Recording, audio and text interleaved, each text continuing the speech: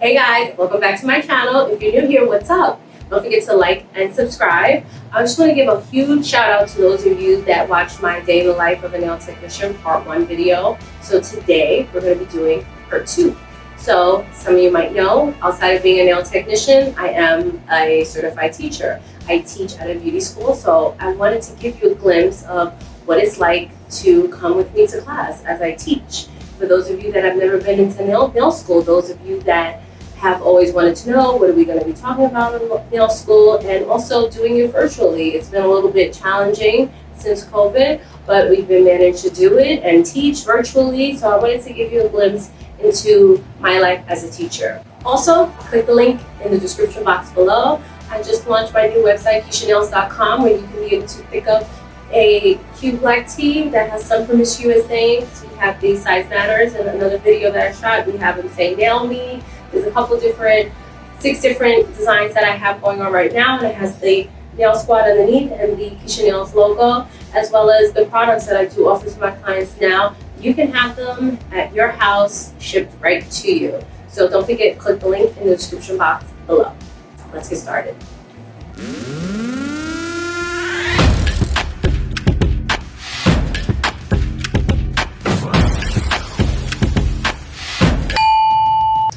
Okay guys, it's about 5:30. Class starts at 6, so I usually log on at about 5:30. I don't open the classroom yet, but I like to get my lesson plan in order, make sure any handouts are emailed to my students beforehand, and I'm basically just setting up, getting ready for class.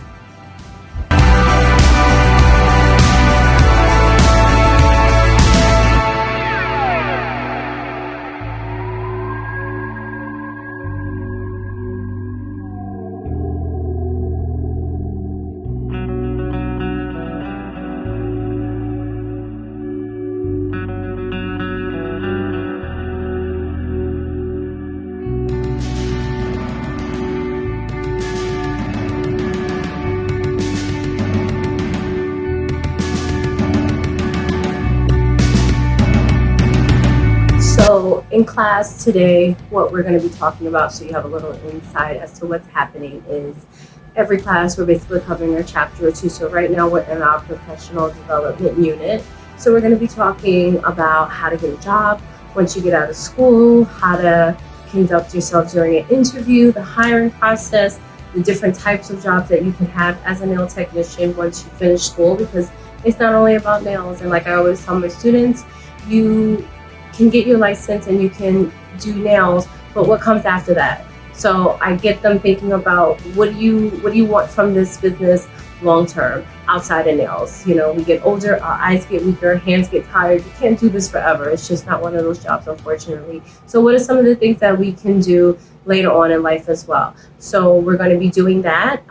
Class is usually mixed up. The first half of class is our theory session. The second half of class is practical. So we'll do hands-on work. For practical, right now we're going through state board. I am in New York State, so I'm preparing the students for their state board exams.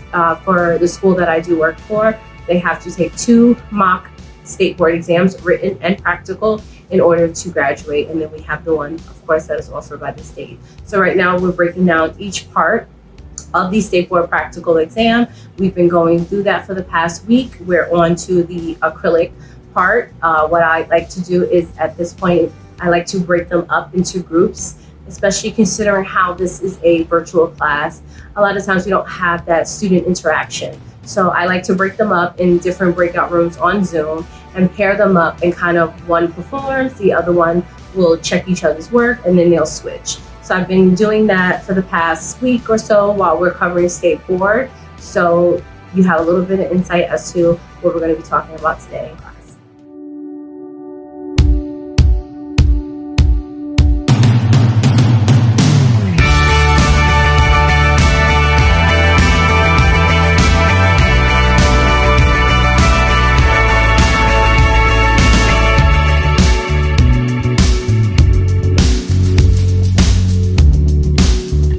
Chapter 21. So chapter 21, we wrote the resume, we did the interview, we got the job, we spoke about communicating for success and all that. So now we are on the job. So what are some things that we want to look at while we're on the job? Okay, but what are some of the things that's most important? I mean, obviously some of this stuff we would already have accomplished by the time we got our foot in the door, but like, how much am I getting paid? That's a big one. That would be discussed during an interview, but sometimes it's more specified maybe once you get the job, because they'll just tell you, so the job pays, 18 an hour, blah, blah, blah. Okay, is this weekly? Is this bi-weekly? Is there commission on top of that? Certain things that you're going to be looking for when you're on the job. So let's take a look at this. All right, so we're studying on the job because learning to do so is an important aspect of being successful in this environment. It will help you to determine if the compensation system at a particular salon or spa can work for you and what to expect from it. And we're going to get into that a little bit. Learning the basics of financial management while you are building your clientele and business is invaluable. And there will be opportunities for you to increase your income, such as retailing and upselling services. Out in the real world, what is important is to determine which type of position is right for you by being honest with yourself as you evaluate your skills. So we just looked over that skill thing that was in the review sheet. So taking a look at these skills, if I know I am not the greatest at acrylic, or I'm good when I actually get done, but it takes me about 2.5 hours to do a set. Am I able to work in a local mom and pop shop? Probably not. Probably not. I'm not there yet. Would I be better off maybe in a spa? Possibly.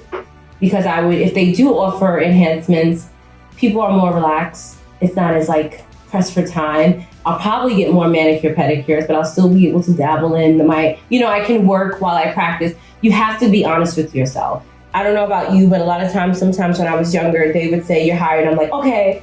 And then I would come home, tell my mom, she's like, oh, how much do they pay? I'm like, I don't know, I didn't ask. I was just so hyped from the minute she said you're hired that I was on go and I didn't even pay attention to anything else. So you always want to just look at everything that's being presented in front of you too. So if you choose a salon or a spa, carefully based on its culture and type of salon and spa and the benefits that you prefer, you'll be off to a great start. Also, furthering your education is a big thing. We all know you can never learn too much when it comes to nails, as me and Carla was talking about earlier. There's always stuff coming out. There's always stuff coming back. You have to be able to keep yourself up to date with the latest things of what's going on. And that doesn't necessarily mean Instagram. And I'm not trying to say anything, or YouTube or anything like that. Because honestly, something came out. Why don't, instead of being a follower too, I always be the innovator. Be the person that's bringing something back. Don't wait till it's out to then start doing it. So how do we further our education? What are some ways? I would say going to, what do you call those, conventions? Yes. Conventions. Trade shows. So you can stuff like that. So what's a good trade show? Does anybody know of any trade shows that you would attend? This is something you guys should definitely know if you are interested in this industry. We have a huge one right here in New York. What is it called? Beautycon. Mm-hmm. Where is that? I think it's in the Javits, is it? Okay, so we have a big beauty show in Javits. It's usually like March, February, March-ish. Obviously it didn't happen last year. It didn't happen this year. They'll probably do it next year because it'll probably be okay at that point. That one, the one that they do in New York is really good. However, I do feel like a lot of them dive right more towards hair. It's very hair. If you are into both, then you'll love it. You get a couple of the nail companies coming, not as much. There is a really big show that I used to go to every year. I'm thinking about going to it this year. It's the premiere show. It's in Orlando. This is probably the best trade show that I've ever been to because you get a lot of free education. There's a lot of classes. You'll meet every nail company that you can think of is there. It's a good way to pick up products.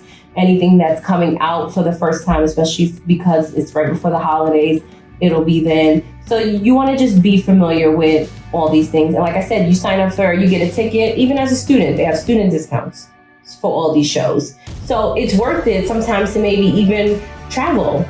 So this is one way that you can do it. What's another way we can further education?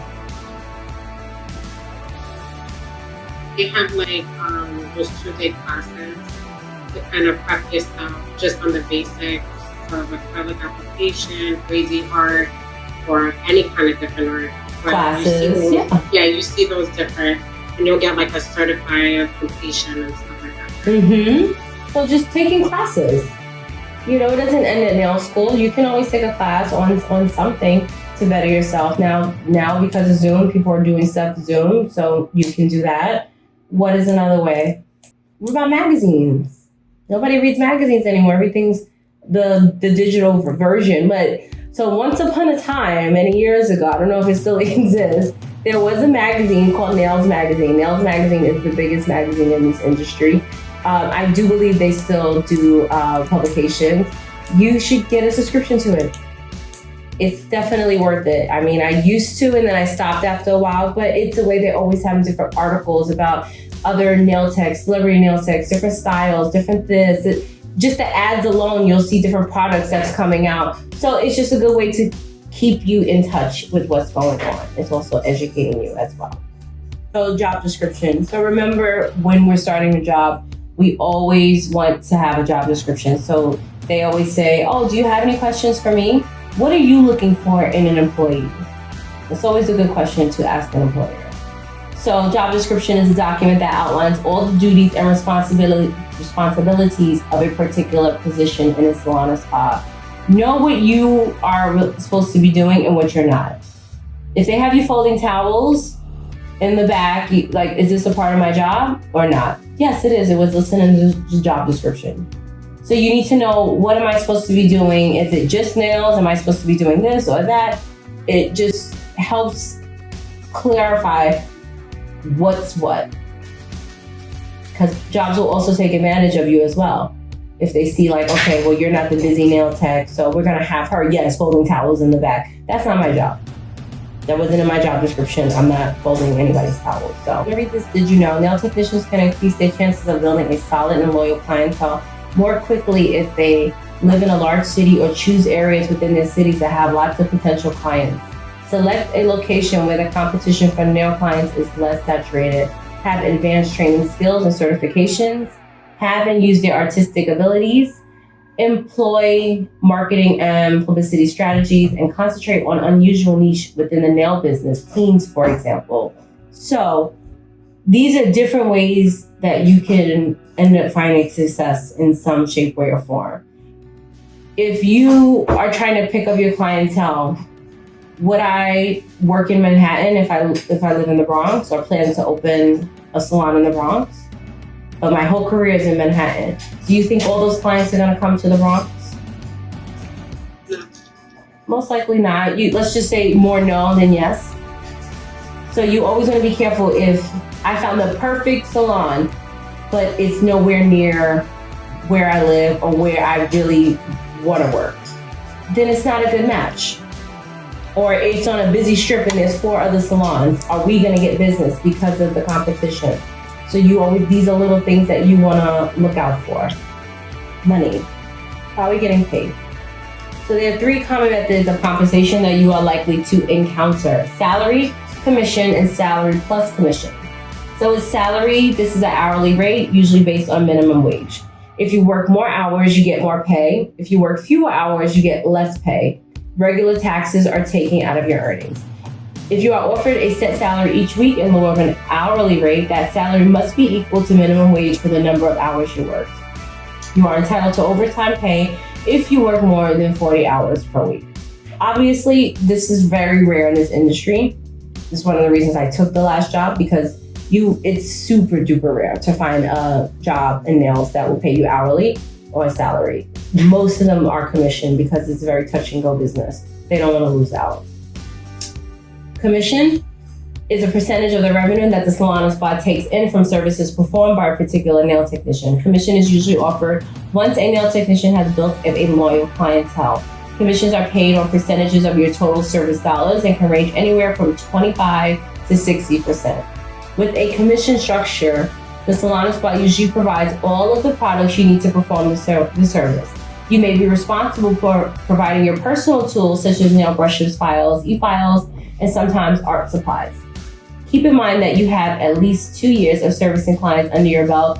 You may not be able to make a straight living on commission payments unless they average out to be at least minimum wage. And sometimes this is, excuse my French, you gotta bust your ass. Because you sit there all day, I'm not making any money, or do you know what it's like to go into work at 10 o'clock and at 6 I've done one person. It's very frustrating. And you're like, okay, I just, and you wanna just go home. Because then it's like, I don't even wanna work. Or the worst, somebody that one person walks in at 7 and I'm like, I'm super over it. I've been here not doing anything for 5 hours. I don't even wanna do it, I just wanna go home. So commission can be very, very tricky. Deciding on appropriate compensation. So there are a number of ways to structure compensation for a nail professional.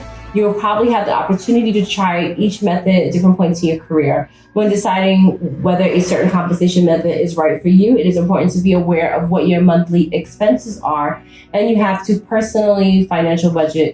personal financial budget in place.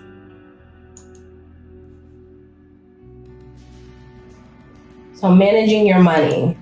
This is a big one because a lot of times we're working, buying, and you don't really see where the money's going. Especially as an independent nail technician, you put a lot into your own self.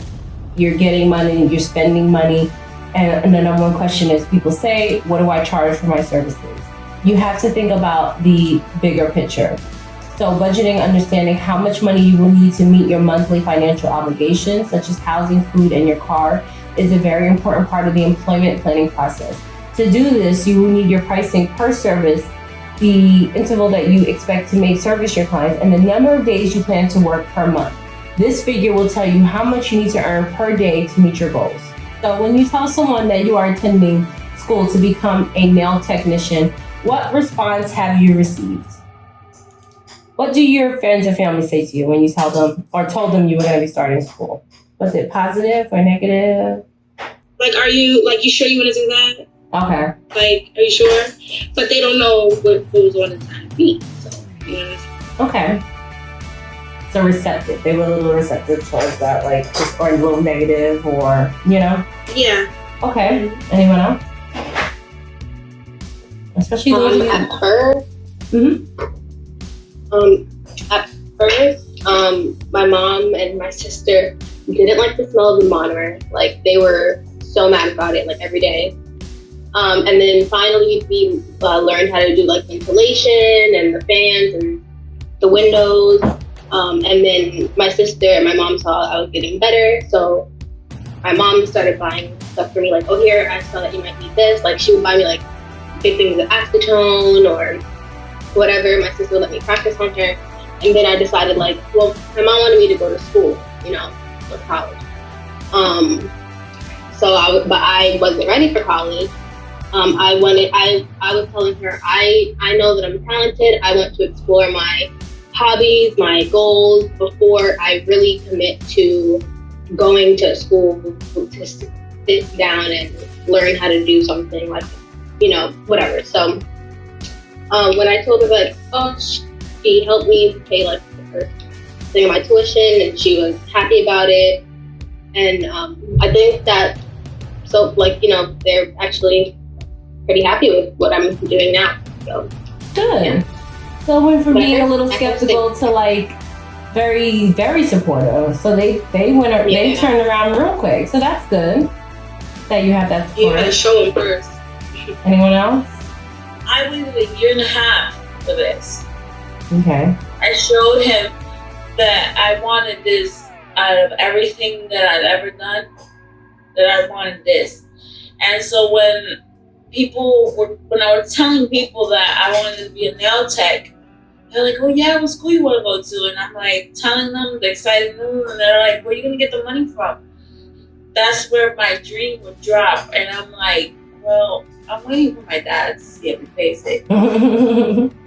And people would get discouraged, but when I finally told them that I was going to school, it was like, they were kind of like, oh, yeah?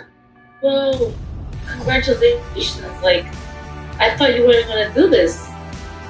Surprised that it played out. Yeah. Okay. Wow. Anyone else?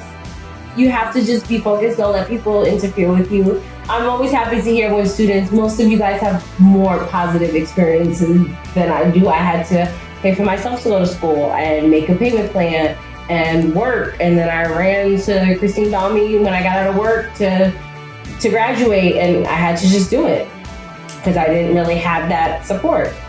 So. With me, my dad, I mean, like, I'm not one to beg for money because, you know, if I gotta do it on my own, shoot, I'll do it on my own. I don't need anybody's help.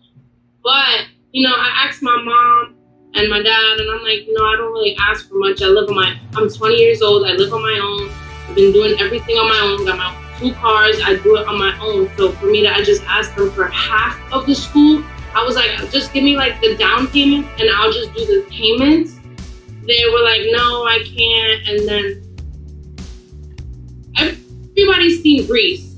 So my dad likes to be a joker and likes to be like beauty school dropout. And it's like little stuff like that. Like, how you talk to your daughter and tell her stuff like that? You're just trying to put me down. Like, and I don't think they can, like, they're the type that's like, oh, office work is the only way and is the right way. But little do you know, I can make a business, I can be successful, and I can work on my own time instead of being 9 to 5 behind a desk. Yeah. So I feel like they don't see the aspect of like me becoming a businesswoman for myself. Like, yeah, so it's like I'm on my own.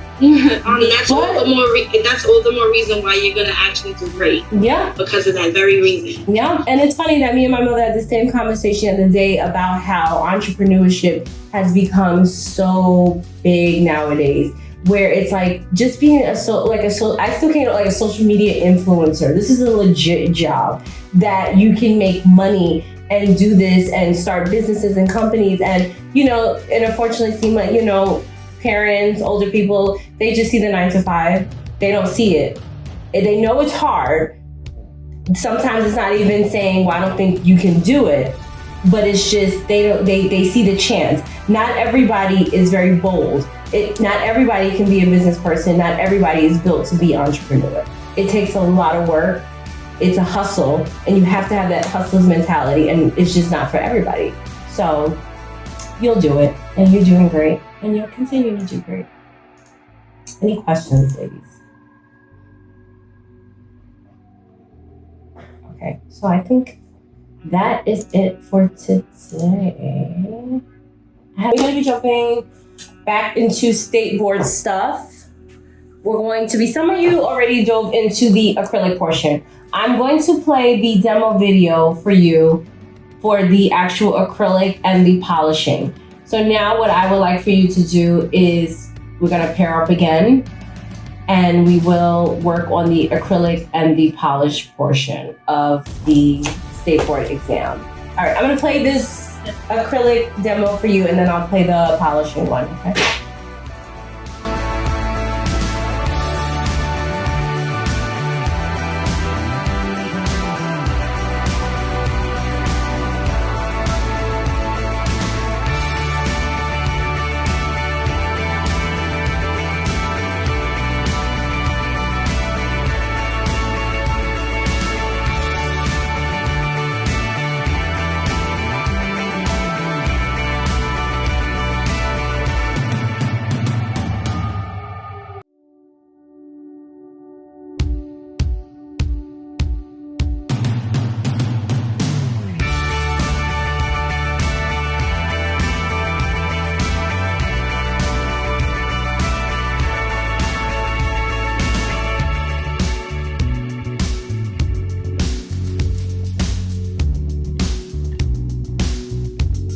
Okay, any questions? I feel like when you're applying the odorless and it's like really sticky and it sticks to your brush, how do you like stop that from happening?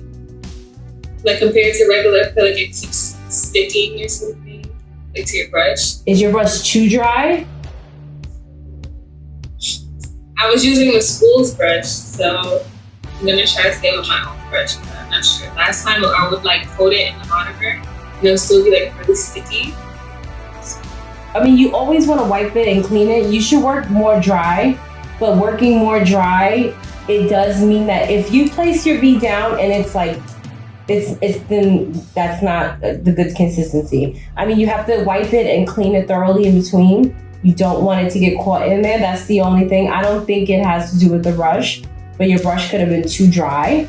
And then while you're continuing working, you didn't notice there was something in there. So then it's gonna get hard and so on. So just kind of look at your brush always while you're working with it. Always make sure you're kind of wiping it off and pulling something out if you see something in it. Okay. I have two questions. Yep. Is there like a method to like putting these the forms on the nail, like, because I find sometimes them on like under the nail itself that it'll bend, like transfer like that. If you can see that. So like this bends, and like I tried it in order to like keep it up. You always, okay. You can, as I said, you can pull the sticker off and use it if you choose to. Oh. Mm-hmm. Okay. That's up to you. What I do is open it. I always pre-bend it. So I'm gonna open it. I'm gonna pre-bend it just a little bit. I'm gonna pinch just the tip, right? I'm going to stick it on my finger, and then I'm going to bend from here and press down. So I'm bending it, but what I'm actually doing is when I'm pinching it right here, I'm kind of pushing it up. So I'm pinching it there and pinching it up. Don't worry about these. I think we get fixated on they're supposed to meet, they're supposed to connect. Don't get fixated on wherever these, because some fingers, they might not even close. Because sometimes what happens, especially with the mannequin finger, the minute you do this, it rocks back. Because remember, they don't have fat on the finger like most people do. Right. So a lot of times with the mannequin, it's best to leave it open, but you always want to pinch it and push it up so that it's kind of snug. I see. You see my point? Okay. But bending it first helps. I'm gonna put you guys in groups. So is everyone clear what's happening? We're gonna break up in groups. We're going to gather our supplies. We're going to use, I just emailed you before class, the acrylic handout one, the checkoff list. So you should have all the checkoff lists. You should have your task list next to you. Somebody's keeping time and you're running through the table setup, the manicure, tip, wrap, the acrylic nail, and the polish. When you are both done in one section, you can just kind of stop the clock. It would be interesting to keep track of how long it took you. You know, don't be intimidated also if your partner finishes before you do. You're still allowed the maximum time. Now, past that time, somebody just call it. Okay, it's been 10 minutes, you had 10 minutes, you didn't finish. So that I need to speed it up. You know, bring attention to your partner if they're a little slower or they moved way too quick and it wasn't even sufficient work. You always want to check each other. And then, of course, I'll be in here and there to check on you. Okay.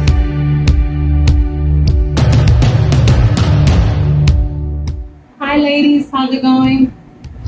My acrylic, I need help with the acrylic form thing. Not the form itself, but like making this acrylic. Because I don't really know what understand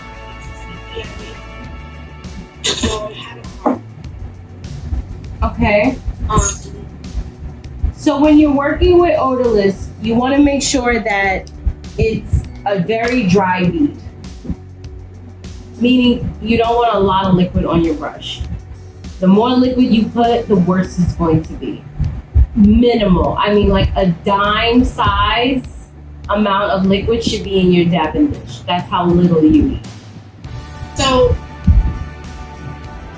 if I took my brush, right, and then we say like a little bit, would I submerge it? Tap, like just dip it a little bit. You can dip it and then, I dip it. Wipe it a little bit off the, like dip it and then pull it out and wipe it off at the same time.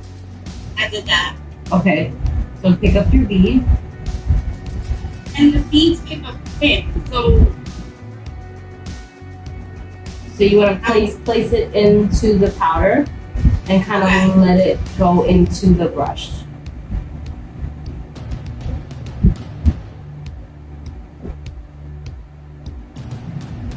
Okay, so place your bead on.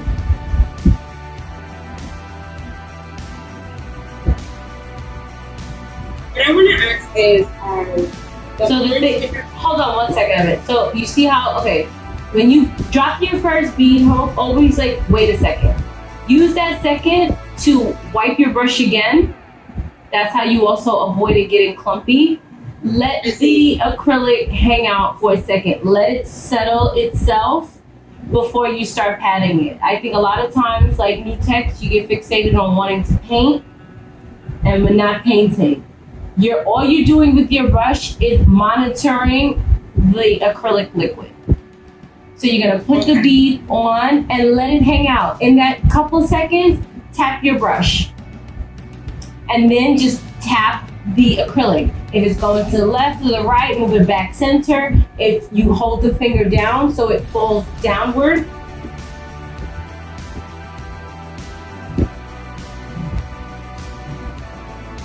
Place the bead on. Wipe your brush. Give it a second. Don't you see it? Don't do anything. If it's gummy like that, give it a second. That's how it's not ready.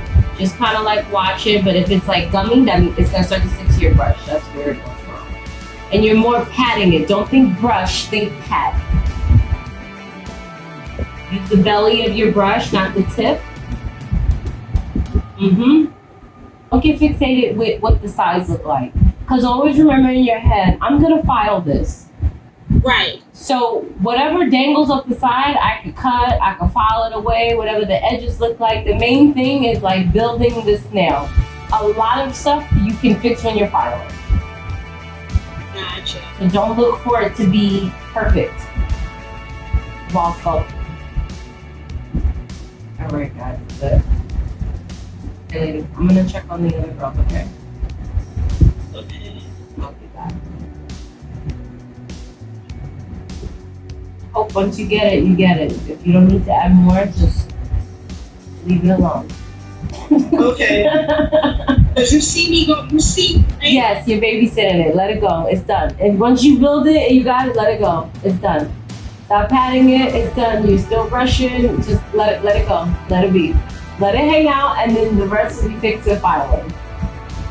Okay. All right.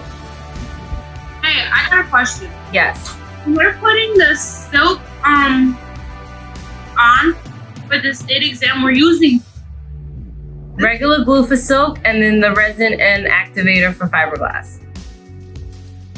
and this. We just let it dry, or do we need to Yes. activate it? No activator for silk. Just put it on. That's why you do the silk one first and let it dry. Then do the resin, and you can dry the resin with the activator. Okay, because last time when I did it, it took forever to dry. Like, That's why they give you so long, and you're thinking, why do I have so long for 2 nails? That's why. It's just the drying process. And try to be very thin. You know, the fabric is super thin. You only need a little bit. So you So could for put the a... silk, Mhm. it's only for the silk. The glue is just after, not before and after. Yes, just after. Just after. Okay. I just needed that clarification in case. Okay. Got it. Okay.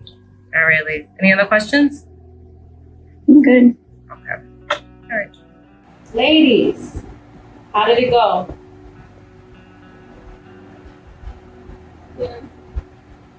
Okay. All right, guys. Have a good weekend. Have a good holiday. I will see you Tuesday. All Me right. too. And don't log out, please. I'm not. Good night, guys.